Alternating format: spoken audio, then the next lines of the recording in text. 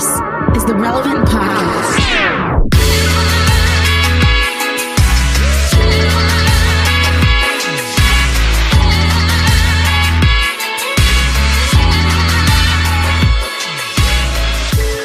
It's Friday, April 16th, 2021, and it's the Relevant Podcast. Here in Orlando, I'm your host, Cameron Strang, and joining me from Loverland, Virginia, Jesse Carey. Hello, hello. From Austin, Texas, author, speaker, podcaster, and newly recovered sick person, Jamie Ivey. Hey, guys. I said to the world I had COVID. Okay. I didn't say it on the show. They made me take it out. I kind of said it, and then they were like, don't say it. Oh, he literally said everything but COVID. He literally was like, yeah, Jamie's not here. You know there's a pandemic happening. I'm not saying that that's correlated, but you can read between the lines. And that's what you just heard from Nashville, Tennessee, artist, producer, mogul, Derek Minor. What up? He is not sick. I'm not sick. Jamie I'm is newly officially recovered. not sick. I think I'm recovered, hopefully. How you feel back to normal? I don't feel back to normal. This is my first day back in. I had symptoms Good Friday, and then it just went downhill from there. And then from there, 5 out of the 7 people in my house have had COVID or currently have COVID. It's a crazy thing, you guys. The question is, who doesn't have it? Because they're the ones that are going to be immune during the zombie apocalypse. Yeah, I was going to say, you need to separate them to preserve the family line. Just keep them out in the outhouse. One of them that doesn't have it already had it. And then the other one, I kid you not, this one kid of mine, he has the immune system. He's never been sick. He was born in Haiti. I think that he just has something special about him. He's never, ever gotten sick. And so I don't expect him to get COVID.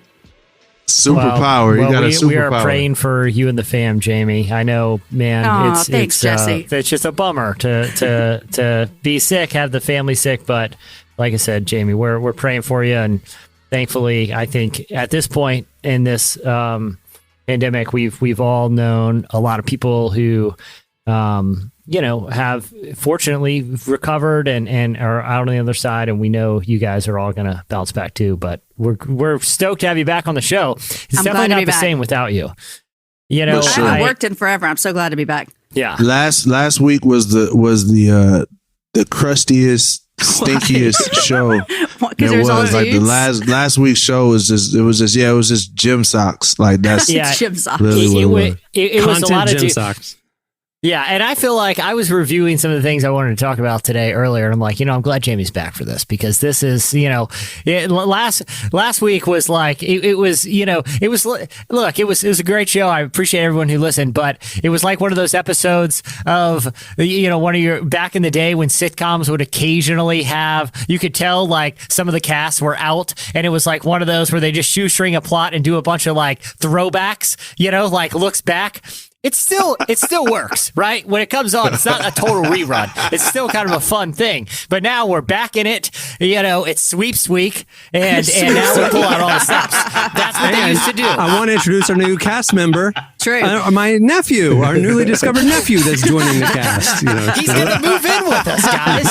He's going to move in. And you should see the wacky adventures we have in store. So, one of my new nephews may have accidentally planned a date with 2 different girls from his class on the same day. And wait till you hear this. They're twins who might be playing a prank on him. Oh, man, it's a good one, guys. It is a good one. Last week, so after every show, Clark and I talk for a few minutes about, number one, we'll talk about the segments, which segments we want to target for our new video highlights. So the last 2 weeks, we've been putting out whole segments of the show on YouTube.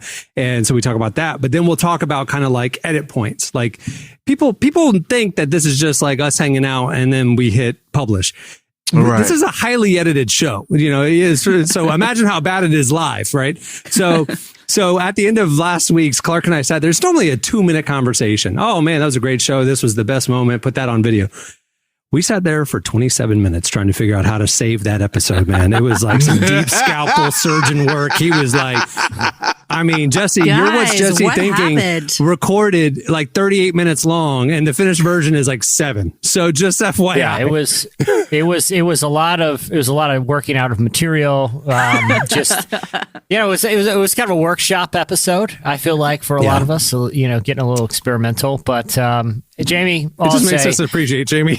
as glad we are as to have you back. The listeners are. I'm so glad to be back. Although I kind of like it when y'all kind of go off the rails. So I don't know what I missed, but it wasn't a fun go off the rails. It was okay.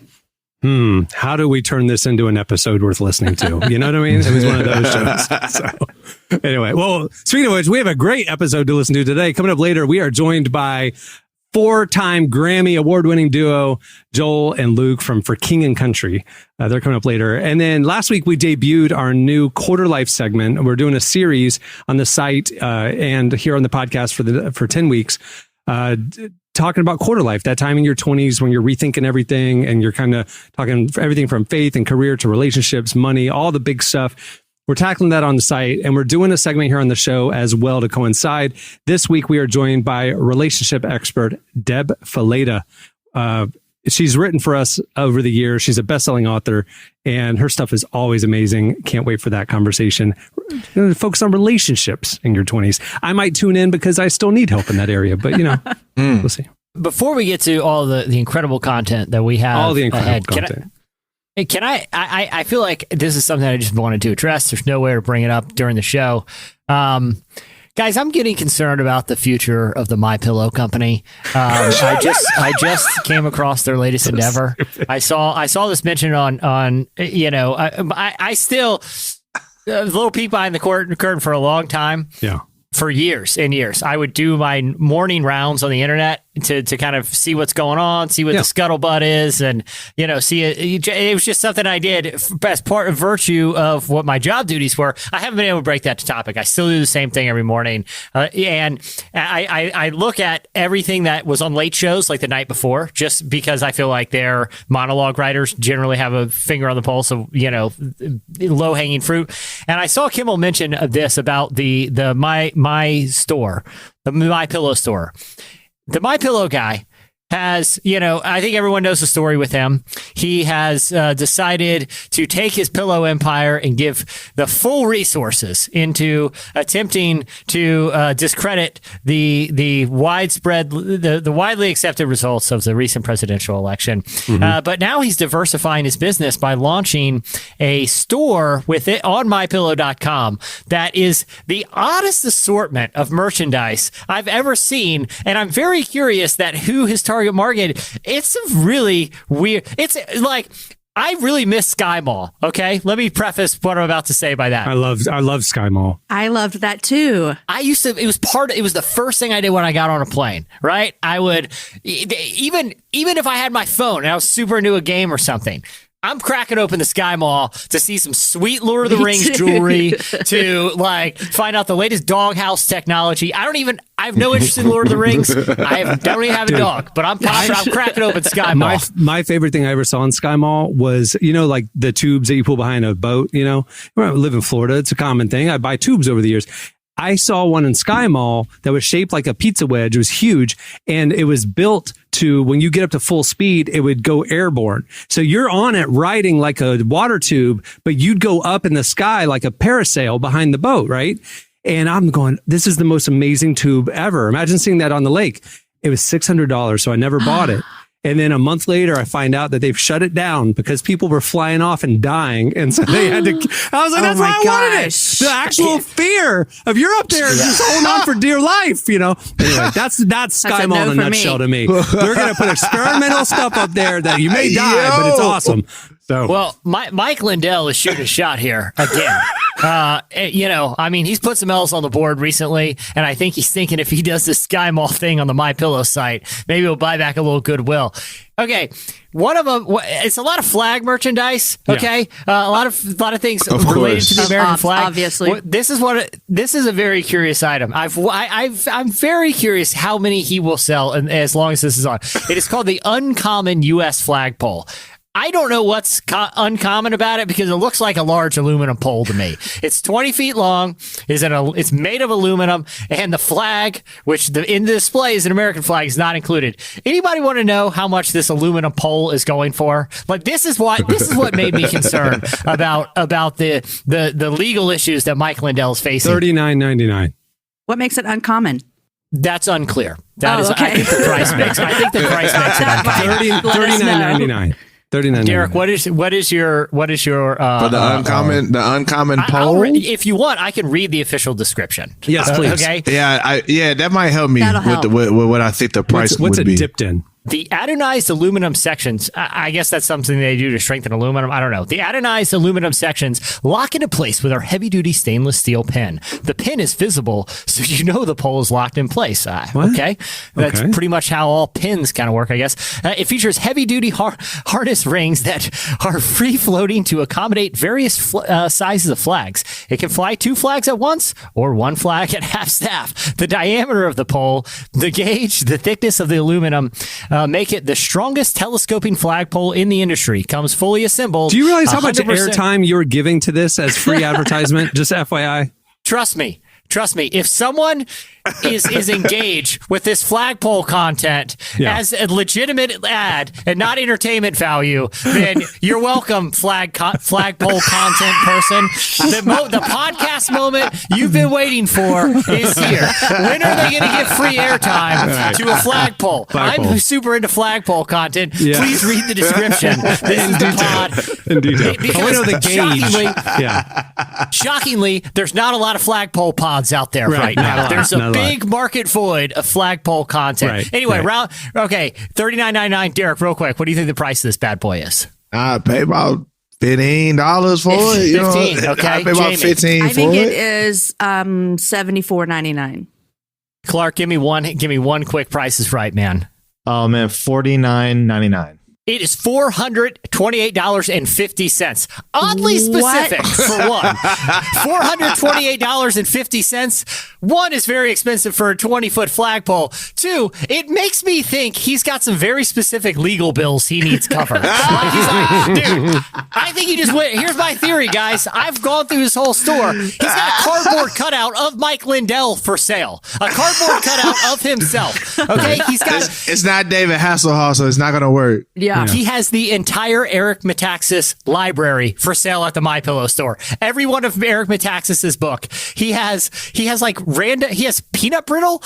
He has. Here's what I'm concerned happening. I think Mike Lindell got a little. I think that's legal. He's catching up. I think he's doing a garage store on the MyPillow store and just marking everything up. I think that's his personal flagpole, and he needs $428.50 exactly. He's like, oh man, I hope someone moves this. And what if I say the aluminum's anodized? Maybe I can move this flagpole because I really need this 420 and the 50 cents. That's a very odd, like, I'm telling you, if you want, sounds like an online Cracker Barrel. Like, like everything you could possibly think peanut of. brittle, flagpole. Yeah. Flags. Yeah. College team merch. Tie rods. You get it tied in. Except it's the lamest Cracker Barrel gift shop ever. Because last time I checked, their Cracker Barrel gift shop doesn't have a biker alarm to prevent your bike from getting stolen. Like, what? Is that a problem? Like, who's buying a bike alarm from the MyPillow store? Well, they went there for the peanut brittle, and then they realized that their bike's always getting stolen, so they're going to pick one up while they're there getting the peanut brittle. They're like, Man, I got a pretty nice 20-foot flagpole, but I'm not sure if the aluminum's been anodized. It's time for an upgrade. And while I'm here, I'll go ahead and get the Great Plate set of 6 plates and cups. I'm concerned he's just clearing out his house, guys. He's in real trouble right now. He's trying to make those dollars you gotta back. do what you gotta do what you gotta do, man. Like, I mean there's where a he's lawsuit at right of like now, $1.3 billion against him right now. So yeah. It's gonna take are a you while. serious? Yeah. The Dominion Voting Machines is suing him and everybody else who is perpetuating the false claims about them being insecure. Got you. And so they're suing everybody. They're suing Fox News. They're suing One America News. They're suing Lindell, the people who have gone out of their way. Rudy Giuliani, I believe, is getting sued. So, got you. Okay, I'm with you. So he's got some legal issues. Even just to fight it, he's got to pay a lot of lawyer money. Why else would he sell like a little container it's called "Save My Blades, Keep Your Blades Sharper Longer"? What does he even do? What kind of blades? What kind of blades are we talking here, Mike? Why do you have a cup of blades in the house? Like, that's very odd. Then right next to the Blade Saver, which is just a cup, you have Bleed stops bleeding in seconds. And it's like, Well, those do go together. Those go together. If you're putting all the blades in the cup, you're going to need the bleed stopper. Here's another theory I'm going to throw out there right now is not only is he in financial trouble, I think he's a bad shaver. I think he's got all these blade keepers. I think he's going the wrong way. I think that's why he's got such a thick mustache, because he doesn't want to go near the lips and nose. He's fine taking it down on the cheeks and the chin. You cut that nose or lip, you're in trouble. That's going to hurt. I think that's maybe why he's got the mustache. He's obviously bad at shaving. He's selling bleed stoppers and blade keepers. It's a very odd collection of things. I'll stop ranting about this, but it's been on my mind all morning. I feel like he's just throwing everything out there and seeing what sticks. And then he might, maybe that'll be his next endeavor. It's a fire sale. That man is trying to survive. So Jesse, you have given me, I've been talking, we have a new designer starting next week, and I'm excited, and we're going to be working on some new stuff for the Relevant store and new merch and stuff like that. And you've given me a new idea for a way to even expand the store even further, is to basically go to Alibaba, find out a bunch of random stuff and resell it for a huge markup, like the MyPillow guy. I bought this flagpole from a Chinese website for $12. I'm sure a $400 markup's reasonable. So I don't know much about flagpoles. I'm not an American flagpole guy, but I'm just asking, like, how? I mean, because I might do a quick Google search and see how much does a normal flagpole cost. I'm looking. Have any of y'all ever bought a flagpole in your life? No, but I have two neighbors that have one. I've never bought a flagpole. So. I've never bought a flagpole. Okay, here we go. Flagpoles residential. You could have one for $95. It's 25 foot. It's extra That's thick, a little heavy more duty. expensive than I would have thought. I ain't gonna even lie. I never would have thought $95. $69 for a 16 footer. A 30 footer for $113. It's really heavy duty. Has a little gold ball on top. You got a whole range here. None are anywhere near $428.50. So the markup at best is 3 times the price. Yeah. Right. Hey, look, Derek. The man was out here. The man put it all on the line. Like I said, he put his money behind the wrong horse. He hitched his wagon to the wrong horse. He's not moving enough pillows. You got to move some flagpoles. Simple. Was MyPillow popping pre-Trump?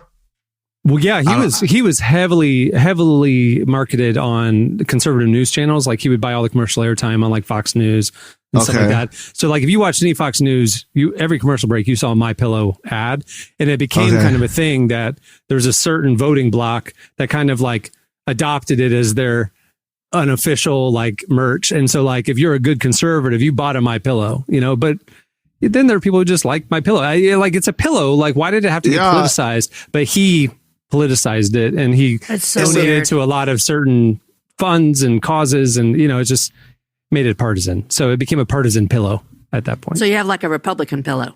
It's a Republican pillow. It's 2021, and our nation has progressed to turning a pillow political. I love it. This is great.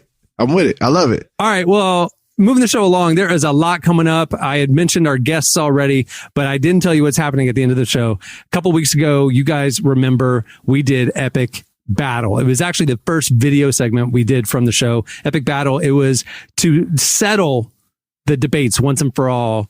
Just no more online debates. We're settling the debates. It's the battle.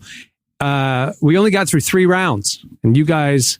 Well, we heard from you. We heard loud and clear. You needed some more things settled. So we're bringing it back for round 2. Epic Battle 2. Electric Boogaloo is coming up at the end of the show. Don't miss it. I'm excited. All right, stay tuned. Right now, up next, Slices.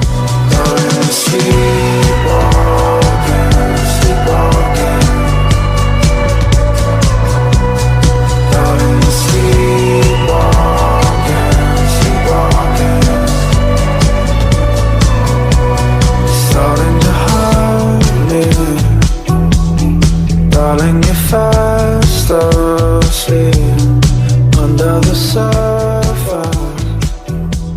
You're listening to Child. The song is Sleepwalking.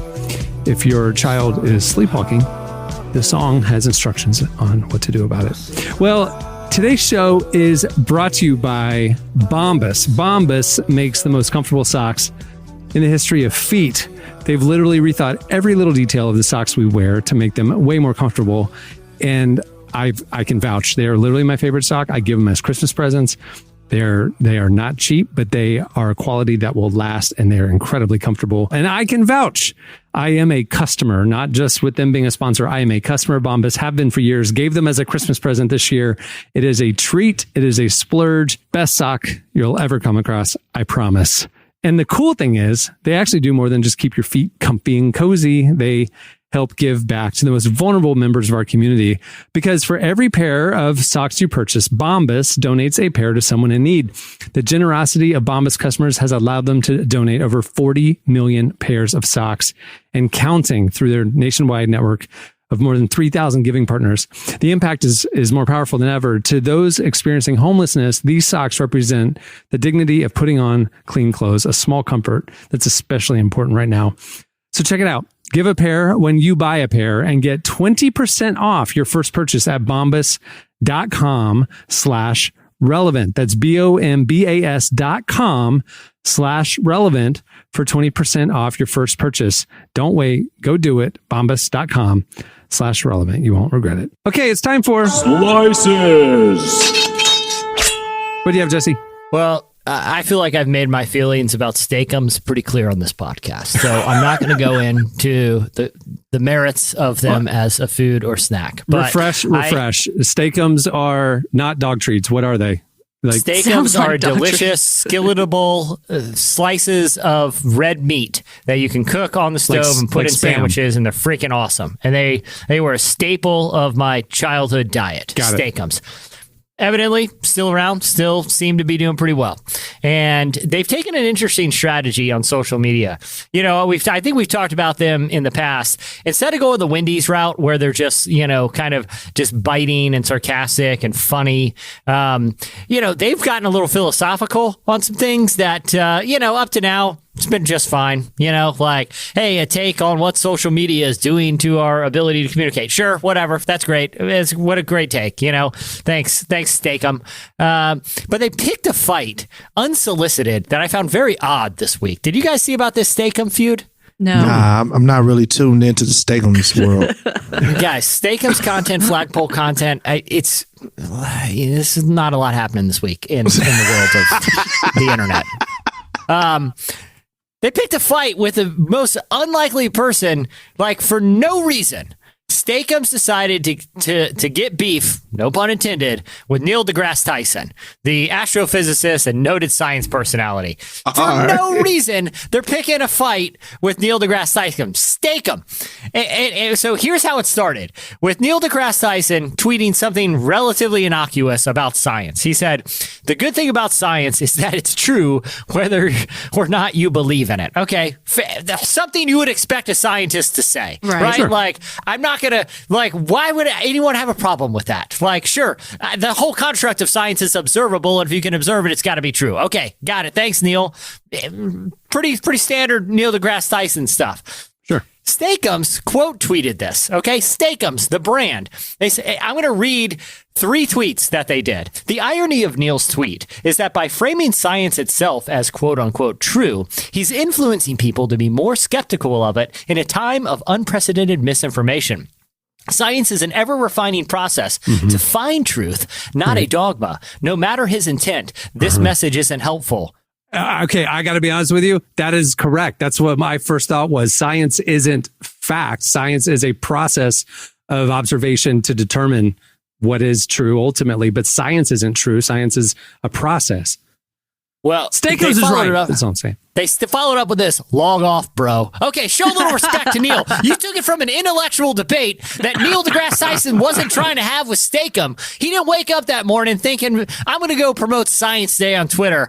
I hope I get into beef with Steakum. Because they took it from intellectual, fair enough, okay? Let's get into the nuances of the scientific method to log off, bro. You're talking to Neil deGrasse Tyson. You show a little respect. Then they followed it up with this.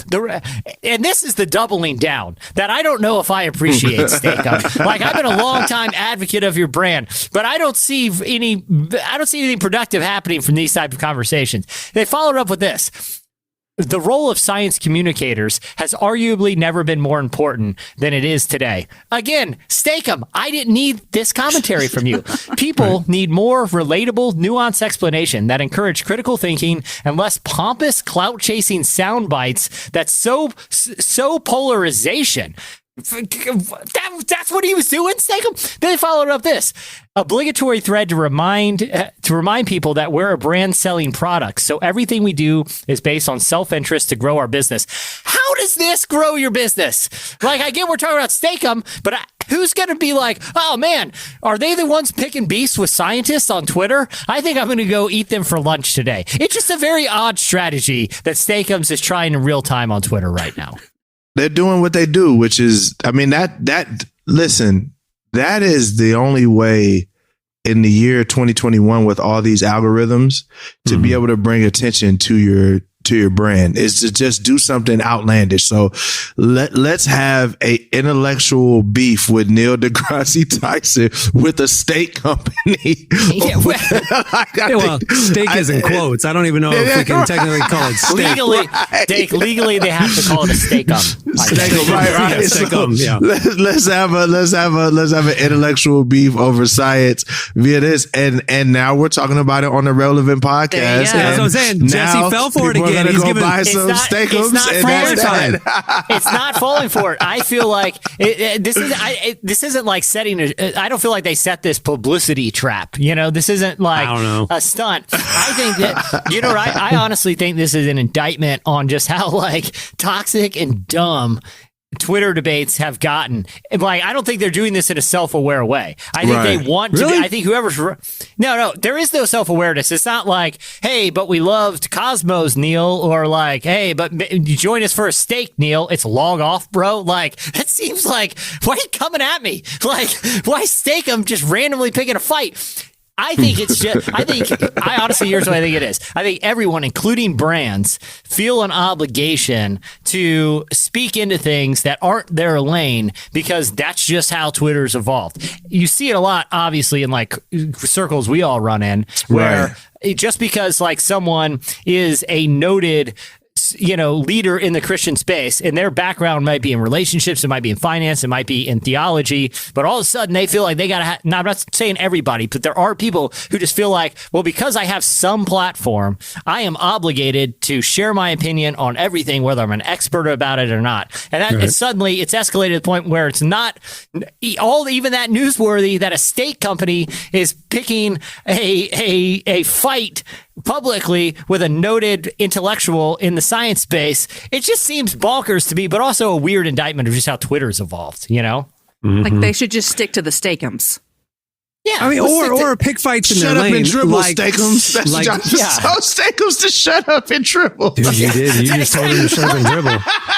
Look, man, if Steak-'em wants to come at Sizzler, do it. I'd watch. Hey, gloves off. Steak-'em v. Sizzler. You are literally the person who tells LeBron James via Twitter to shut his mouth about social issues or education or whatever. Shut up and dribble. You just told Steak-'ems to shut up and dribble. Derek's dead on right. LeBron James is a role model to millions of children around the world, and he's using his platform to speak into social issues. You show me one kid with a Steak-'ems jersey. Steak-'ems raised you. You said it yourself that Steak-'ems raised you. Why would you speak to your forefather like this? Your babysitter like this? Your mentor. I didn't think you'd be so close-minded, Jesse. I didn't think you'd be so close-minded. Respect your elders, bro. Well, it's not even John Steak-'em out there. You don't know. What? It might be John Steak-'em. Sign it, John Steak-'em. Sign it, John Steak-'em. Maybe I'll show you more. Show yourself, Steak-'em. Time out. Show yourself. His name is John Steak-'em. Is that the actual person for real? No. Okay. I was like, yo. It's Peter Steak-'em. This is amazing. I was going to say, if you were born with the name John Steak-'em, I feel like your path is pretty clear. Like, I'm going in the steak. I'm going in the steak business. All right. So you've had a lot of time on the couch to find stuff. What do you have, Jamie? But a lot of time on the couch, but your brain stops working when you have COVID. That is a fact. That is true. Is that true? What was the worst part of it? The worst part, like the body aches and stuff. And my headache hurt so bad one night, I thought it was going to explode. But you guys, I still can't smell and taste. Ooh. Oh, that's I have real a friend sad. who got it. I have a friend who lost his taste last March and still doesn't have it back. Stop it. That's not what I need to Like hear. not a month ago, 13 months ago. The other night I was eating chips and salsa, and I thought it was salsa. It was tomato soup, and I didn't even know it. And I was just eating it. You guys, isn't that awful? That I So saw you like legit cannot taste. Wow. No, like I'm drinking this coffee just for caffeine, but like it just tastes like liquid. You're gonna have an opportunity. You could eat just like all kale and like super healthy, and it's no different to you. You could just like get super healthy all of a sudden. That's actually a pretty good point. You know? But obviously I'm still craving my chips and salsa, and I accidentally ate chips and tomato soup, which is really gross, kind of. But you couldn't taste it, so it didn't really. No, I just was like, if your brain was a fog, you had a bad headache, your aches, you can't move. Who took care of all of you? Like, my what did y'all husband did do before he got sick. My husband did before he got sick. And now, for the last 3 or 4 days, I've been taking care of everybody because I'm like the best one. Because listen, I can't. My 17-year-old son's not taking care of nobody. He can't even take care of himself. So it's just me. Wow. But I'm ready. I got a slice. Are you ready? Okay. I think last time I was with you guys, we talked something about like people not going to church anymore. Didn't we have a conversation like that? That's pretty much every other week of relevant news. Because I actually used what Tyler talked about one time in a conversation with someone else. Anyhow, there's new data right now that suggests that over 40% of self-identified evangelicals attend church once a year or less. Now, I read this article and I don't know, like, no one's attending church during COVID. So that feels a little kind of weird about like, what does that mean? Or maybe it's just in the past 5 years or whatever. But it's now saying there's this decline in people who self-identify as an evangelical, not attending church, sometimes only once a year, but they would call themselves like, I'm an evangelical Christian. And so I think it's kind of alarming, but this one, person, this one historian who was talking about this said that he thinks John Stakem took this study to task on Twitter. It was really a thing. Him and Mike Lindell sold it. Yep. I'm sorry, Jamie. I loved it. Sorry.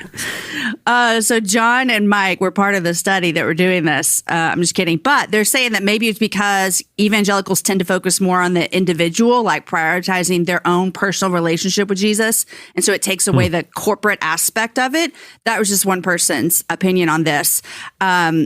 But I think that's pretty interesting to think that 40% of people who self-identify evangelicals only go to church once time a year or less. And it doesn't say that it was during COVID either, because I don't think that counts because no one's going to church.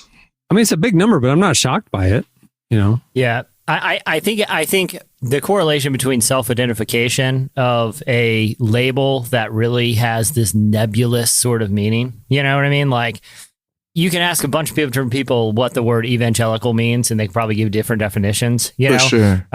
And so when people self-identify with it, you know, I think, especially in the last, 5 or 6 years, that label has really been more of an indication of your political, values than it has, necessarily any theological ones, like I Which feel is like not if you, fair or good, I don't think. Yeah, but I think anecdotally, if you just went up to someone on the street and said, "Hey, what's the first thing when you come to your minds when they say evangelical?" There's some likelihood that seems like it would probably be something about policy, or partisanship, or my very expensive flagpole in my yard. That's what I think of. Yeah, listen, this anecdotal evidence is solid because I can tell you right now, someone came up to me on the street and was like, "Hey, bro, I'm in the market for a new flagpole. I've looked everywhere. You know where I can get a good one?" I'm like, "Oh, have you checked the MyPillow store?" Obviously, that's the first place I would look. What, do you put your pillow on the flagpole? Well, you can. It's got a variety of galvanized rings. You can. Yeah, but I mean, for a long time, I think someone prior to the over politicalization of kind of the modern era, I think a lot of people would say, "What is an evangelical?" They'd probably say someone who goes to an evangelical church, But now most people who self-identify of it don't even go to church. So it is. I think it's more interesting just about the reappropriation of that term. It's just as interesting as it is with the kind of habitual practices of Christians in America. This guy said that you're right, that if you were to ask people, what is it evangelical, you'd get different answers from all kinds of people. But this one historian said the 4 markers of evangelicalism are, number 1, a high regard for the Bible. Number 2, a focus on Jesus' death on the cross. Number 3, a belief that everyone needs to be evangelized. And then number 4, prioritizing expressing the good news of Jesus through social action. Those are what he said would be the 4 things that would make up an evangelical. FYI. But like, I feel like evangelicals read Christianity Today. I don't know of anybody under 40 that would identify with that term or understand that definition.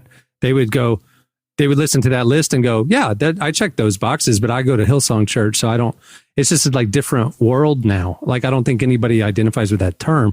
And the people that do, to Jesse's point, are the cultural Christians who are more like moral conservatives, and they're kind of going, well, the evangelical voice is the religious freedom is important and stuff like that. And it's just like this institution that's not really about the vibrant body of Christ, passionate Christians who are involved in their church. I think it's just like that definition makes a lot of sense, but I don't know anybody in the real world who understands that. They just kind of label old, stodgy, conservative Christians as evangelicals. Because you could probably go to like even non-Protestants. You could probably go to a Catholic and say, yeah, I identify with all 4 of those, Yeah. It's interesting. All right. What do you have, Derek? So, as you all know, our beloved Alex Trebek is gone from Jeopardy. I grew up watching that man, like I grew up like wanting to be on the Jeopardy show. So there's a void there. We're looking for the new host, and somebody has stepped up that I would have never guessed. LeVar Burton is on a campaign right now, reading Rainbow. My man from Star Trek was a Geordie LaForge with the, he played with that, and then sunglasses. Yep, and he played Kunta Kinte. That's what I know him for. You know what I mean? We had to watch Roots growing up, so. He wants to be the Jeopardy host, and I think that it would be great. Imagine LeVar Burton with that smooth voice being the Jeopardy host. I think he'd be a dope host. I think it's dope. Is he up for it, or is he on his own personal campaign? No, he's campaigning. So what he's doing is he has a little signature thing or whatever. I don't know, some sort of campaign. He has over 200,000 signatures trying to get them to bring him on as the show. Yeah. So he's going hard for it. He's going hard for it. You know who his main competition is right now? Who? Aaron Rodgers. Aaron Rodgers just did a 2-week stint as a guest host, as sort of an audition. Aaron Rodgers, the football player? Everybody studying on Aaron Rodgers, man. Thank LeVar, you. Right? Everybody studying on Aaron Rodgers. Thank you.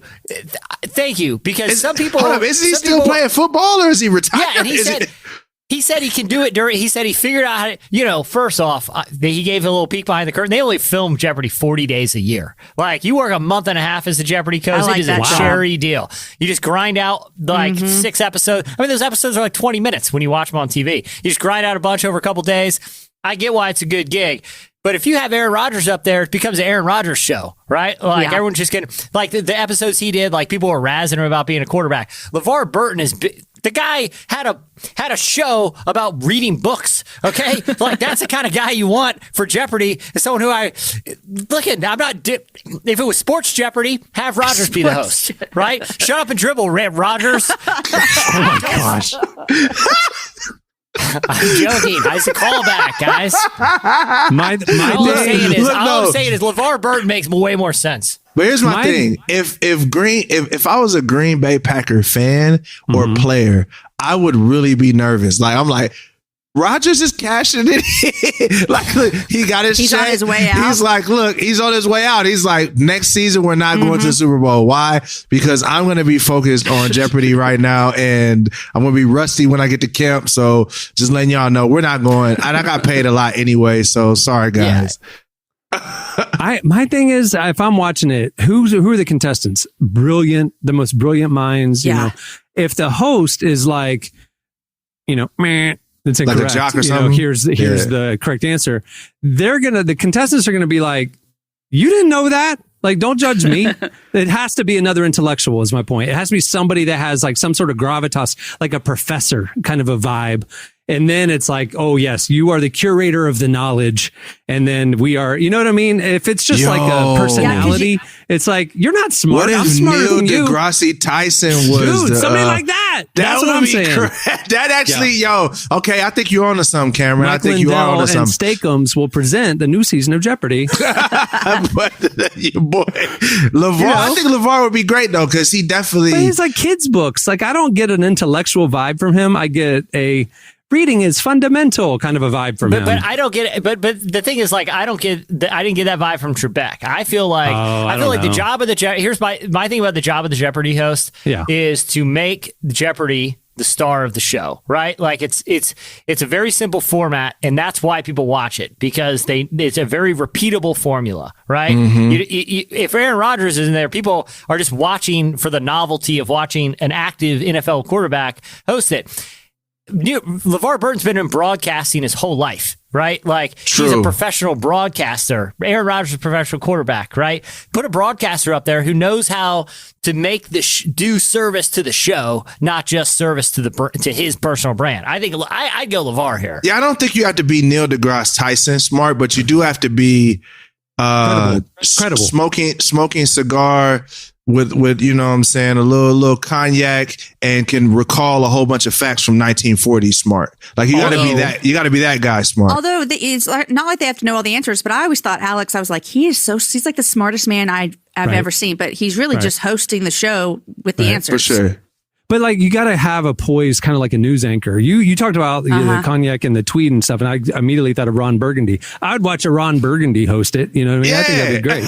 But like you need that vibe of like somebody who has some gravitas, who can sit at the anchor desk, who can, you know what I mean? Like, Aaron Rodgers just doesn't even have the voice for it. You know, he's just got to have that, I don't know, credibility. Yeah. So I feel like he's gonna tell me what happened on the third down. Yeah. You're like, I didn't know. Look at that. That's interesting. Hey, everyone, we're going to call an audible on Double Jeopardy right now. Well, there goes your Aaron Rodgers interview after the Super Bowl, guys. and just to let you know, we have a marvelous prize pack. We have a adamantium aluminum flagpole with a retail price of $428 and randomly 50 cents. So, pretty big deal, guys. All right. Well, that'll do it for Slices. Stay tuned. Up next, for King and Country, join us. We'll be riding a tide in the sky, so alive on waves. I'm in love with the thought of being in love with you. You can bring me along for the rest of your life if you wanted to. We'll be riding the tide in the sky, so alive on waves of blue. I'm in love with the thought of being in love with you. Being in love with you. Being in love with you. You're listening to Majid Jordan. The song is Waves of Blue, the new single. Love them. Well, today's show is also brought to you by BetterHelp. Now, 2020 was interesting and it was hard, so let's do a mental health check-in. How are you? Really? What do you need right now? Whatever it is, therapy can help. In 2021, it's definitely okay to talk about our mental health and happiness. We aren't meant to keep everything inside. It makes us sick, and therapy helps that. But what is therapy exactly? It's whatever you want it to be. Maybe you're not feeling motivated right now and would like some tools to help, or maybe you're feeling insecure in a relationship or at work, or not dealing well with stress. Whatever you need, don't be ashamed of normal human struggles and start feeling better, because you deserve to be happy. And now you don't have to worry about finding an in-person therapist near you to help. BetterHelp is customized online therapy that offers video, phone, and even live chat sessions with your therapist, so you don't have to see anyone on camera if you don't want to. It's much more affordable than in-person therapy, and you can start communicating with your therapist in under 48 hours. Join the millions of people who are seeing what therapy is really about. See if it's for you, because you are your greatest asset. Now, right now, Relevant Podcast listeners can get 10% off their first month at betterhelp.com/relevant. That's betterhelp, HELP.com/relevant. Go check it out. Well, Australian-born singer-songwriter duo Joel and Luke Smallbone are the lead singers of the band For King and Country. They're the masterminds behind hit songs like God Only Knows, Burn the Ships, Priceless, and more. They just released their live concert film, and you can check that out right now on YouTube. We sat down with them to talk about learning to collaborate creatively, why we need live music, and what's next for their post-pandemic career. Here's our conversation with Joel and Luke from For King and Country. Step into a new day. We can rise up from the dust and walk away. We can dance upon the heartache, yeah. So light a match, leave the past, burn the ships, and don't you look back. The idea of collaboration, I think, is something that is really becoming more and more. It was so definitive of the COVID-19 era because it created a lot of opportunities for people to work together in very strange ways, which you guys really were early, I feel like, to the party on with together. You a lot of people did it, but you did it kind of early on, and it was really cool to see how that actually worked against all odds. I don't know if anybody knew that was going to work or not. That was just a grace of God moment, Tyler, because so rewind back to January 26th of last year. It was the day of the Grammy Awards. Mm-hmm. It was also the day that, incidentally, Kobe had passed away just a few miles from the Staples Center where the Grammys are held. So it was a very conflicting day. Uh-huh. And we were fortunate to win 2 awards that day, as was Kirk Franklin, and our awards were sort of sandwiched in between each other. And so we were the first people to see one another as we were kind of walking off stage. Did you know him at the time? Were you friends with Kirk already? Little, yeah. Kinda.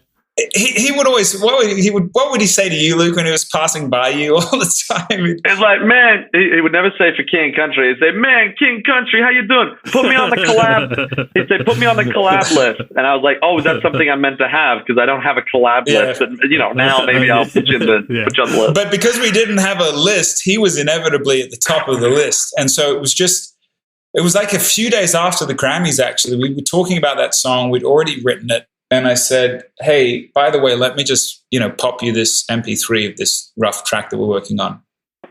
Would you be interested? And man, he went above and beyond. He was like, man, I'm not only going to do this, I'm going to bring my choir in. He rewrote the whole bridge, which would be one thing if it was worse. You'd kind of be like, but it was so much better. It's one of my favorite parts of the whole song now. Uh-huh, so we had that. And then in the middle of quarantine, actually right where I sit at our cottage here, Mariah and I recorded just a video text to Tori Kelly and her husband, and we just sent it over and said, hey, we've got this track and Kirk's on it, and we just really wanted that kind of strong female presence, and we're friends with them, and we're like, would you just sing on it, Tori? And it was like 3 days later, she'd recorded it at home and she'd sent it back. And it was one of those rare moments that collaborations, as you would know, can get really complicated really easily. But it was one of those rare moments that it was like, we had this song talking about what does togetherness look like in a time that was very rapidly becoming socially distanced, politically divided, racial tensions, spiritual division. Like we had all of these layers, and it was just this grace of God that we had this song. And then this 2 white guys, a Hispanic woman and a black man, singing about coming together. It was one of those beautiful moments in music where you just felt like you were being guided towards this thing for the right moment. We will fall together.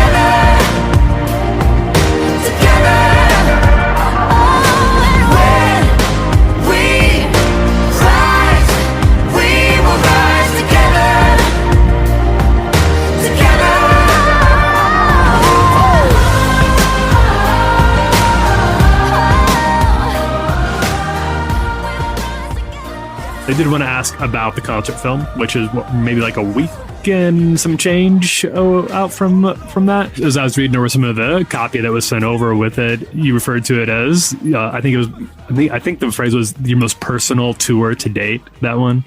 Yeah, I mean, it was an awfully difficult tour to pull off technically, just with the production. Very elaborate, yeah, obviously. Very elaborate, yeah. And that made for really complicated moments throughout. But the whole intent was to, as best we could, create this sort of world where people were invited in a whole new way. So it was shaped like the bow of a ship. We literally had people like sitting in the ship, and the front of the ship just really shot out into the audience. We went out into the audience at one point. We stood on top of the production at one point. I think part of the reason we felt so important to reflect on Burn the Ships as an album, similarly to how we did with the deluxe edition, was to look back and go, there has been a great robbery in 2020, and that is these things that we do agree on. I agree that this song is really special to me. I agree on this football team is a great football team and I want to support them. Whatever it might be, that those really pivotal communal moments, and you obviously take out church as well, these pivotal communal moments where we come together and we say, and we rub shoulders with people who have different political, religious, ideological beliefs from us, and we rub shoulders and we go, yes, but we can agree on this, can't we? Like this is exciting. We're in this really interesting precipice where the medical community is exhausted. We tip our hat to them. The pastors, the therapists, the politicians, they're all exhausted. But the arts community have been sitting on the sidelines for the last year going, put us in, coach. And what we feel right now is this bubbling of going, hey, we're ready, like put us in, because maybe we can be part of the healing. And the live concert film was a small way of us. That's why we wanted to put it on YouTube and make it free and just kind of give it to people versus, on a streaming platform, whatever, was just going, hey, here you go.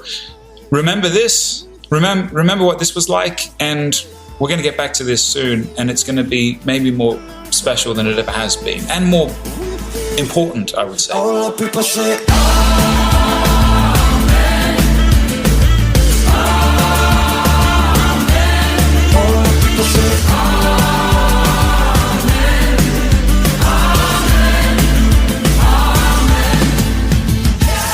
Resurrection day is here. Bells are ringing loud and clear.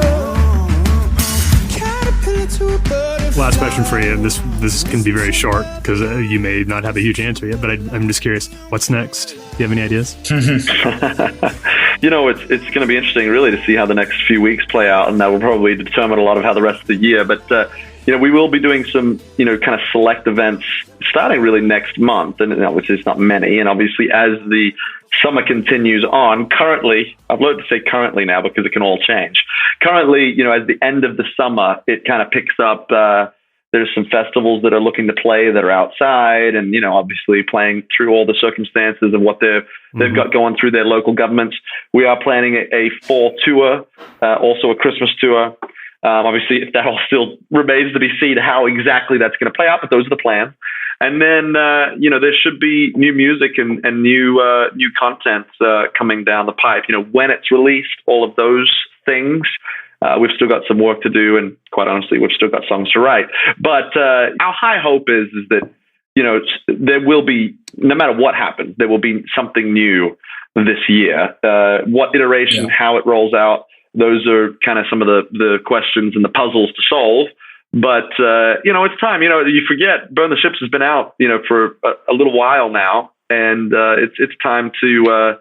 We've lived enough life, I think, to write something that feels personal, that feels meaningful. God willing, God's worked in our hearts over the last 3 or 4 years. There's stories to be told there. We've obviously all gone through an awful lot as a world, and I think that the temptation is going to be that we're all just going to write pandemic songs. And my take on it is, no, I'm not necessarily into writing a pandemic song, a song, but what has the pandemic revealed to me that is like real, that is true? That what were the things that made me afraid? What were the things that delighted my heart? let it move you, let it move.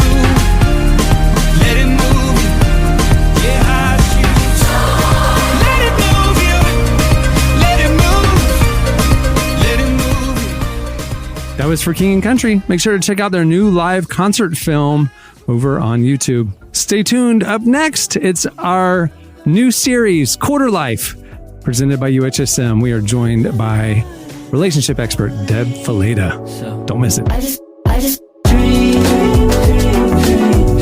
that it isn't how it seems.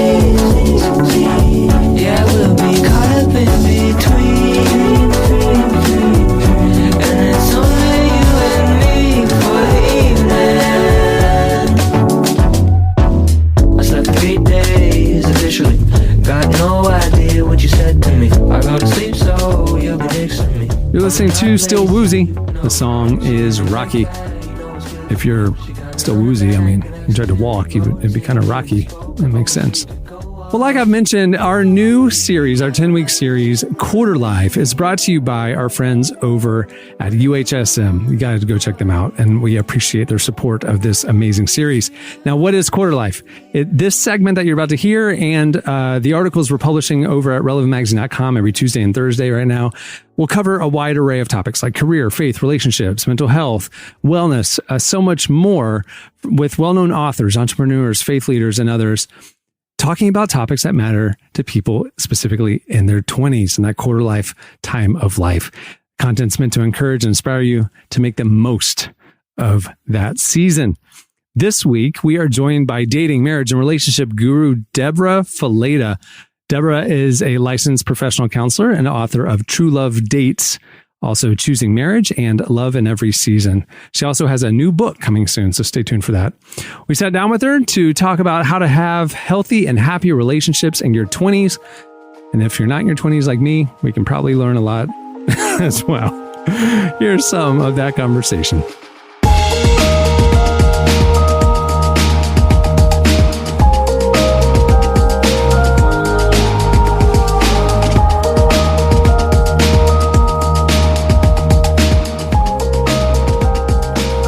So you've been giving people, you've been working with Relevant almost as long as I've been with Relevant, offering relationship advice.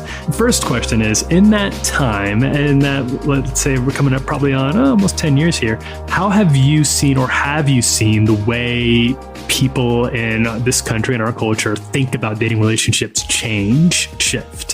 How so?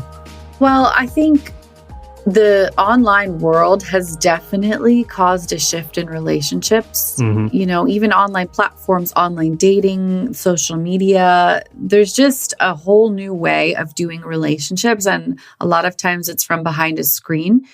But now the focus is kind of on, it's almost like shopping. Like when we go on Amazon, we're scrolling through what I want, what I need. We almost have a tendency to view relationships in that way because it's the same gesture. I'm swiping, I'm reading up, I'm clicking. It's like a consumer approach to relationships. What do they offer me? You know, what am I going to get out of this? What do I need? But the problem with that mentality is it doesn't do justice to the equation of a healthy relationship. The equation of a healthy relationship is that when you're healthy, you attract healthy relationships because you're 50% of the equation. But the focus these days is so much on what I can get rather than who am I standing alone? How healthy am I standing alone? The word relationship means how we relate to people, right? How we engage with people. But a huge portion of how we relate has to do with how healthy we are, right? Emotionally healthy, mentally healthy, spiritually healthy. How do I relate to the world? What patterns do I bring to the world of relationships? Am I stuck in cycles of unhealthy relationships? Mm-hmm. And so I think for us, it's important to kind of take inventory of the fact that we tend to have that consumeristic approach instead of really digging deep and looking at our own personal health and what we have to offer in relationships. How do you do that? Because it's very difficult, obviously, to have an honest self-assessment of how things are going on inside of you, even for people who are who are like high functioning. What are some tips and tricks of that trade? Well, first of all, having community is so helpful, but not just any community, honest community who's going to speak into your life and reflect to you how you're doing. If you don't have a friend who you can sit down with and say, hey, what do you think I'm struggling with? What do you think I need to work on? And to be able to share with them where you're at, then you're missing an important aspect of health. Another thing to remember is that these conversations of becoming healthy, emotional health, mental health, this isn't stuff you're born knowing how to do. You know, you've got to develop and train and practice. Everything from books to podcasts to therapy. I mean, this is a process of being intentional about getting healthy. Just like if you wanted to take up cooking, you're going to learn everything you need to know about it. You're going to read books. You're going to go online, look at blogs, listen to podcasts, maybe even take a class or two. Why do we assume that this process of emotional health is just going to happen? Like, you've got to be an active participant in the process. So for you, maybe that means a season of therapy. You know, I actually would even recommend a season of therapy before you start dating, just to like be on top of things, you know, and just to get an idea of your past patterns and habits and maybe unhealthy patterns that you have that you don't even recognize. And then the third thing I would recommend is journaling. There is so much power in expressive writing and facing your thoughts, putting them down on paper, being a witness to what's going on in your head by writing it down. And not only that, it helps you track the process of healing. It helps you track how you do relationships, because human nature, we have a tendency to forget if we don't write things down. And so not only has expressive writing been proven in research to be a helpful part of the process, but it's just such an important way of getting things out and keeping track of your personal journey and where you're at and how you're doing.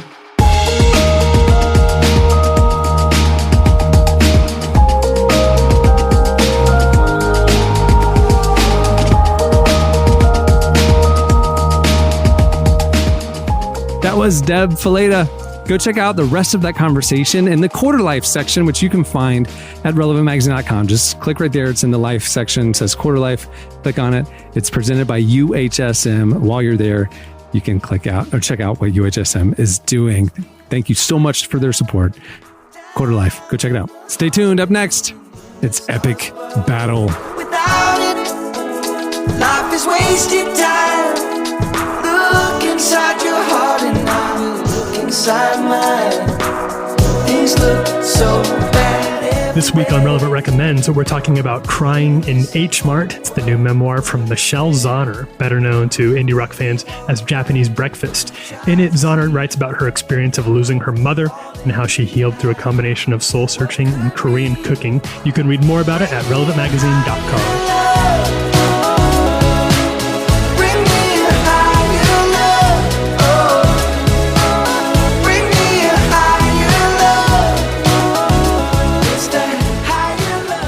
You're listening to Junior Junior. If you're old school, you know it's Dale Earnhardt Jr., but they changed it, so they didn't get sued, I think. The song is Higher Love. Obviously, it's a remake of Higher Love. Well, today's episode is brought to you by podcast creation platform Anchor. If you haven't heard about Anchor yet, it's the easiest way to make a podcast. First of all, it's free. There are custom tools that allow you to record and edit your podcast right from your phone or computer. Anchor will then distribute your podcast for you so it can be heard on Spotify, Apple Podcasts, and every major platform. The cool thing is you can also make money from your podcast with no minimum listenership. It's everything you need to make a podcast in one place. Download the free Anchor app or go to anchor.fm to get started. Okay, it's time for part 2 of Epic Battle. If you missed the first one, you got to go back 2 weeks and listen. We took the internet debate and we settled it. Who's better, Batman, Spider-Man? Who would win in a street fight? So we've gone down the list of things, you know, Godzilla and King Kong, and who would win in various situations. And so we did teams, y'all. We graded it out. Side note. Before we go further with this Godzilla King Kong thing, I just want you to know, Tyler, I saw the movie and what me and Jesse said was not so far fetched. Yeah.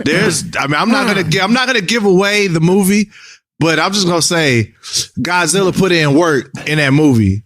He put a lot of work in that movie. So they weren't on Nickelodeon's guts. There were no. That was a street brawl. That was a. I ain't trying to hear none of that. That was a city standing brawl.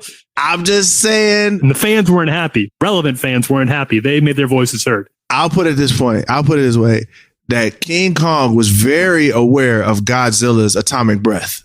Like, I mean, he was dodging that thing. And if you see the movie, you'll know that me and Jesse were absolutely correct. And Cameron, you were not being biased by giving us that point. So I'm sorry for interrupting. I just needed to make sure that the whole world knew. You know what I'm saying? The whole world knew that me and Jesse were on the right side of history. Which All right, so the teams are the same as last time. It's going to be Jamie and Tyler versus Derek and Jesse. And y'all figured it out. I thought it was a good format where you guys kind of shared rounds. We're going to do the same thing. We're going to do 4 rounds again. So you guys all get a turn, talk about it. Here it goes. So the first epic battle is Flo. This is going to be, and I'm assigning. So Derek and Jesse, you have Flo, the progressive insurance lady. Tyler and Jamie, you have Jake from State Farm. Who would win in the U.S. presidential election? U.S. presidential election between Flo, the progressive insurance lady, and Jake from State Farm. Settle it once and for all. You are first up, Jesse and Derek. Derek, do you want to go first on this one? Yeah, I'm gonna say first of all, if we're talking about just when you're looking for a leader, you're looking for somebody that is intelligent. You're looking for somebody that is caring.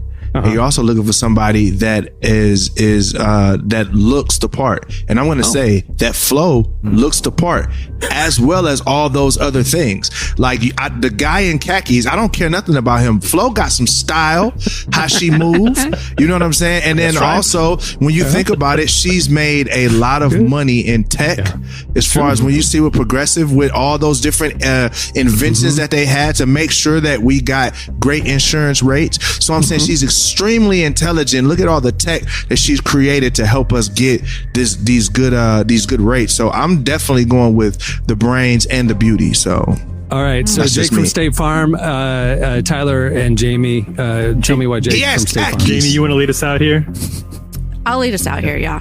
One of the things that you look for when you're looking for a presidential campaign is someone who can handle questions really well. And Jake from State Farm is always having to answer questions coming at him from random people, from athletes, from little kids, and he's always ready and he's always kind in his answering. He never belittles anyone. He is quick on his feet with his answers, and he really is out for the good of all people. We can see that when he talks to all of his friends in the commercials and athletes. He is thinking, how do I do the best for the most people? And that's the kind of person that we're looking for in a president these days. Okay. All right, Jesse and Tyler, Jesse and Derek, do you have a response? Yep. Derek, I think you made the case for Flo better than I could, so I'm going to go attack at here. I don't trust Jake from State Farm one little bit. The man has no self-awareness. He's wise. Yeah, the wife is right to be suspicious. Yeah, you're on the phone with Jake from State Farm. It's 3 o'clock in the morning. Who is updating their insurance at 3 o'clock in the morning? Okay. What happened was Jake is conspiring with that husband. He's like, hey, listen, Jake, bro, stay on the line. I got a little shady business at 3 o'clock in the morning to take care of away while my wife's asleep. If she wakes up, I'm just going to flip over to you and act like we're doing it. Who's doing that? Something shady with Jake. Borderline home invasion, trespassing at the very least. Borderline home invasion with the poor Chris Paul family. The man is a psychopath. Just showing up. Chris Paul spending quality time with his son, shooting some driveway hoops. And Jake, what was he just waiting in the bush, in the shrubs? Like, the man has no self-awareness. Yeah, he gets things done, but I'd be the first week in office. We're having a big time scandal with that sleazeball coming in. Jesse, I'm surprised if you're going attack at it. I'm actually thinking about it. I'm surprised you didn't go, we can't trust him. He's going to quit on the job and get replaced with another Jake from State Farm.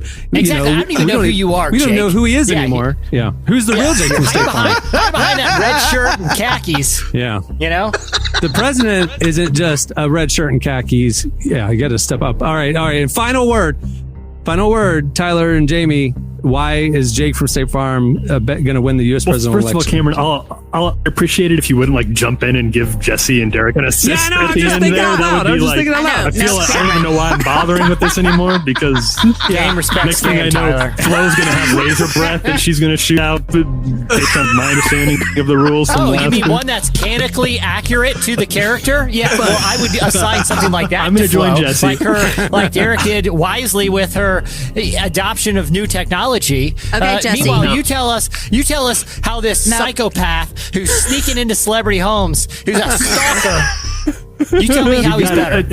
First of all, my girl wears an apron all the time. Just keep things neat. Okay, so I am going to go attack at here, and I don't want to be the first one to say it, but I think we all know it's true. Even the people who are supporting Flo here, Flo is probably the most irritating spokesperson on television. She does not. I don't like it. I have not. It's not. This isn't a problem with her or her product, both of which are solid. But when her commercial comes on, people change the channel. They don't want to be involved with what Flo has to say. I think Progressive has even acknowledged this in subtle ways within their own ad campaigns, making her into sort of a villain figure. And if the people who are paying this woman money can't even keep up the face that she is a positive thing for the brand, then how is she going to win a presidential campaign? It doesn't make any sense. Right, how's she going to win? I need a rebuttal. Hold up. I'm reclaiming my time. Sorry. We're sorry to break it, but this is a trash take. Sorry. So basically what you're saying is who likes Flo? Nobody likes Flo. How's she gonna get enough Nobody support? Likes Flo. Jesse and Derek can't say that they're upset that they were cast as being on Team Flo over here. They can't say that. I understand it, but I know that it's true. Plus, you know what? I do want to here's my man Jake really fast. I want to defend Jake. Jake is a man of the people with the khakis, the red polo. He's a blue collar worker. He understands what real Americans are all about. He shows the reason people welcome him. A lot of the average Joes. Yeah, thank you, Tyler. Every time I walk into a sports bar with a bunch of average Joes, they're wearing their polos with khakis tucked in. That's what I expect down at the construction site. Flo is dressed like a. This is the question. This is the thing that I'm saying. You just said that Flo is annoying and nobody will pay attention to her, but there's literally been 13,000 different Jakes from State Farm. So that would mean that if Flo has kept her job the longest and there's been 14 million different Jakes from State Farm, who's the one that's annoying? They've been booting Jakes left and right. It's a Dread Pirate Roberts situation like the Princess Bride. You pass it down to a trusted. That's how much we trust Jake from State Farm. Hey, I'm glad you brought that up. That's how I remember democracies working. We just hand the crown down like some sort of medieval monarchy. That's exactly how it works here in America. No, we are a country of voting, Tyler. Because voting has worked so well for America over the last few years, right? He turned to a communist. We just turned to what I'm getting is Flo is kind of get Mike Lindell on. Flo is kind of the Mitch McConnell type figure. She's there for a long time. She's credible, but she's not likable enough to win a presidential election. Exactly right. The president needs that charisma, needs that fan base, needs to inspire. Who is Jake from State Farm? That's the question. If you can answer who is Jake from State Farm, then I'll say I lost. In a U.S. presidential election, I think more Americans would vote for the current Jake from State Farm than from Flo. Jamie. I give it to Tyler and Jamie. All right, please don't call my house at 4 a.m., creep. All right, here's the next round. Derek and Tyler, or Derek and Jesse, you guys are going to have Pope Francis, and Tyler and Jamie, you are going to have Captain Crunch. And the competition is a prank war. Who would win a prank war between Pope Francis and Captain Crunch? Jesse and Derek, you are up first. Pope Francis, make the case. Look, man, Pope Francis, I mean, that guy could be playing long cons. I mean, he had the best pranks ever. He could tell all Catholics to do something. They're just going to do it. Like, that's how it works. The man, according to their belief, believes some guy. You know how funny it would be? Like, hey, listen, I got this edict. You're not going to believe this. You got to wear your pants backwards next week. I'll probably be like, psych! Just checking to make sure you're listening. Captain Crunch has one prank. He's like, hey, try my cereal. It tastes good. And you're like, oh, man, my roof of my mouth's all cut up. And you're like, gotcha, psych. You tell me which one's funnier. All right. You tell me. Psyching out a whole religion? Psyching out a whole religion for gas? Or slicing up the roof of kids' mouths for generations? Tyler and Jamie, tell me why Captain Crunch would win in a prank war against Pope Francis. I think Captain Crunch is a known quantity here because Captain Crunch is already in the middle of multiple prank wars as we speak. The most famous one was probably the Oops All Berries Captain Crunch situation. He pretended to take out the best part of Captain Crunch and put all the berries in there. That was shipped out to millions of families all over the world. That was in boxes and stores. You could buy the All Berries Captain Crunch, and he was like, oops-a-daisy, look what I did. It's all berries now. know. So that was a spectacular prank. That set the bar. People still talk about that one, don't they? Wasn't that in the new Jackass movie? Nothing of the fact. And then there's the fact that and this is all conjecture here. This is a relevant exclusive. I don't think Captain Crunch is a captain at all. Yeah. I don't think he's a pirate captain. Yeah. I think the guy has commandeered. Yeah, it's been a long serial authority just by wearing the funny hat and saying that he's a captain. That's an all-timer prank right there. Hey. Okay. Someone call Johnny Knoxville. We got this great thing where we take berries out of the cereal. We took too long with the Jake from State Farm flow round, so I'm just going to call it at that one. The winner of the prank war, Jesse made the perfect case. Pope Francis, no question, because he can control billions of people. Epic prank potential on that one. Final one. This is it. We got to be quick. Here's the question.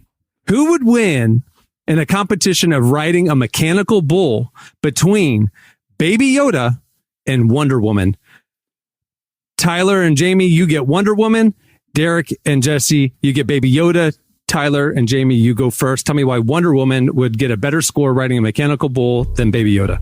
Well, I would just like to start and say that since it's between Wonder Woman and Baby Yoda, I think the obvious is that to stay on a bull, you have to have good leg strength and good core strength. And I just cannot you would know, see you're from Austin. Yeah, exactly. Yeah. I mean, if I had $1 for every time I rode a bull, I mean, I'm expert here. But I don't think Baby Yoda has the ability, the strength, even in his core, his legs, to hang on to a bull. And so it's not even a contest. Wonder Woman would get on. Her physique is so good, and she's got good core strength and leg strength, and Wonder Woman would last at least 8 seconds, if not longer. Love it. Interesting. Okay, Derek and Jesse, why would Baby Yoda be better at riding a mechanical bull? Yoda would just use the Force. He doesn't need physical strength. He would just use the force that is all around the bull to stay stationary on the bull, probably longer than 8 seconds, probably 8 days if he wanted to, because he is a top tier Jedi in training. So that means that he'd be able to use the Force to do that. But I have a question. Baby Yoda hasn't developed it yet, and he only has bits and spurts where it happens. Can he actually have this sort of control in your mind? And why do you feel that way? Did you see what he did in the second season when everything was floating all around him? They were blowing bombs up and all of that, and he was in the forest on top of that mountain. Bro, he is there. Like he is already there. Plus, now at the end of The Mandalorian, he's training with Luke Skywalker. Bruh, he's just one day with Luke would get him 8 seconds of Force strength. That's all he needs. So I think it's a go. One day in your courts. And I don't mean to be the Debbie Downer here, but I'm just going to say something that everyone's thinking. Wonder Woman has shown remarkably poor judgment when it comes to transportation up to this point. She has an invisible jet. Okay? Yeah, when she is seated in the invisible jet, you just see a seated person flying around. Okay? So here's my thing. That is way more conspicuous. But doesn't she have a magic lasso? We're talking about a bull here. Yeah, but hold on. Listen. If you're outside your house and you're like, hey, there's a jet flying over. Okay, cool. If you're like, I'm not even going to think twice about that. It doesn't need to be invisible because jets fly over. That's what jets do. But if you saw a woman in the seated position just flying because the jet around her is invisible, you're drawing all kinds of attention. It's just terrible judgment. I don't trust her in any type of transportation. All right, so questionable transportation issues versus long legs versus Baby Yoda could just sit there and float forever. With the Force. Yeah, the Force. I got to be honest with you. The question I have about Baby Yoda is, can he harness the Force long enough? No. Wonder Woman with the long legs, she's got rope situations. She knows how to ride a bull. I'm going to go Wonder Woman. I think Tyler and Jamie have taken this round. They've won 2 out of 3 of Epic Battle 2 Electric Boogaloo. Epic Battle. There we go. All right. We got a lot more where that came from. So in future weeks, we got something fun next week, but maybe Epic Battle will show up again. I'm enjoying this. Well, before we wrap it up, I want to thank Debra Fileta for joining us. You can follow her on IG at True Love Dates, and make sure to go check out the full conversation with her in the Quarter Life section at relevantmagazine.com, presented by UHSM. Also, thanks to For King and Country for joining us. Make sure to go check out their new live concert film over on YouTube. And while you're at YouTube, why don't you click over on the relevance section? Because not only will you find some amazing studio performances by For King and Country from the Relevant Studio a couple years ago, but you'll also be able to find video highlights of this very podcast. We are now posting full audio episodes on our YouTube page, as well as 2 or 3 entire video highlight segments each week. We will be posting them every Monday and Tuesday. The new show goes up on Friday, and then Monday and Tuesday the videos will roll out over on the Relevant YouTube channel. Make sure while you're there to subscribe to Relevant, and you'll stay in the loop of all the stuff we'll be creating. I gotta say, the video highlights, just the beginning of a new season of video content that we will be doing over on YouTube.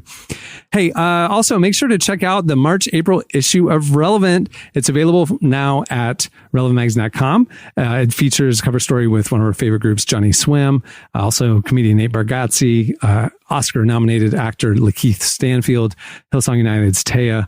We have think pieces on gender equality in the church, climate change, fighting sexual abuse in the church, so much more. Some important content, amazing content, great conversations, all in the March-April issue of Relevant. It's available for free and ad-free right now over at relevantmagazine.com. Thanks to, guess what? UHSM. UHSM not only sponsoring Quarter Life, they are the presenting sponsor of our March-April issue of Relevant as well. Go check it out. relevantmagazine.com. Just click on the magazine tab. Also, while you're there, like I said, check out the Quarter Life series that's going on right now. It's a 10-week series tackling everything in your 20s. There's a ton of great content in the section, more than just what you're hearing here on the podcast. There's features every Tuesday and Thursday, so make sure to check back for that. Follow Relevant on all the socials. And also, while you're at the site, make sure to check out our daily devotional series, Deeper Walk. It's right there in the God section. It's our every morning, our new devotional. We also have a Deeper Walk podcast. Wherever you get your podcast, you can get it's about 5 minutes long every morning. Just a great way to start your day in the Word. Deeper Walk, and it's presented by our friends at Lumo. Woo! So much going on, and that's just the beginning. We have an exciting lineup of things in the pipeline for this year. We can't wait to tell you all about it. On that note, we'll wrap it up. I'm Cameron Strang. I'm Jesse Carey. I'm Jamie Ivey. I'm Derek Miner. We will see you next Friday. Have a great week, everyone.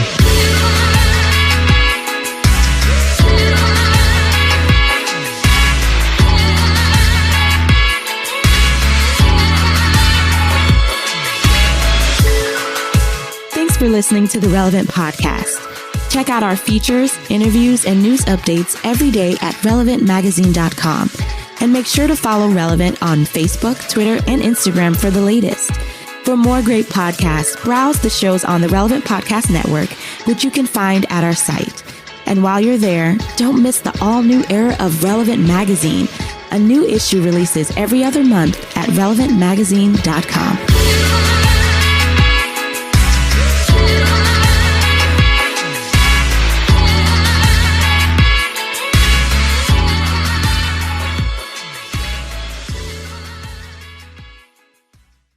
You should see the wacky adventures we have in store.